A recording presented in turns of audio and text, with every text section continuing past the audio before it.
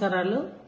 మరి రేపు విశాఖపట్నంలో 11వ అంతర్జాతీయ యోగా దినోత్సవంలో భాగంగా మరి ఎస్కోట్ నియోజకవర్గం నుంచి మరి పెద్ద ఎత్తున ఎవరైతే రిజిస్ట్రేషన్స్ చేసుకున్న యువత కావచ్చు, ప్రభుత్వ అధికారులు కావచ్చు, మహిళలు కావచ్చు, విద్యార్థులు కావచ్చు, సుమారు 5 మండలాల్లో 111 బస్సుల్లో 7,000 మంది రేపు మరి ఆ ప్రాంగణ స్థలానికి వెళ్ళి మన ప్రధానమంత్రి గారు తలపెట్టిన ఈ యోగా కార్యక్రమంలో భాగస్వామ్యం అవుతామని, సభను విజయవంతం చేస్తామని మరి వారికి మాట ఇస్తూ, మరి నిజంగా ఉత్తరాంధ్ర ప్రజలు ఆలోచించాలి.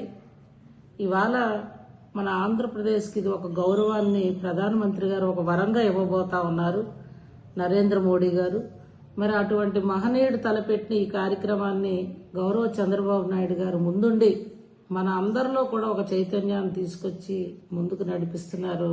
దయించి యోగాలో పాలు పంచుకుందాం, ఆరోగ్యాన్ని కాపాడుకుందాం, యోగా మన శరీర భాగాల్లో ఒక భాగంగా నిలుపుదాం, భవిష్యత్ తరాలకు ఒక ఆస్తిగా ఇద్దామని చెప్పి తెలియజేస్తూ రేపు సభను విజయవంతం చేయాలని కోరుకుంటూ అందరికీ నమస్కారాలు.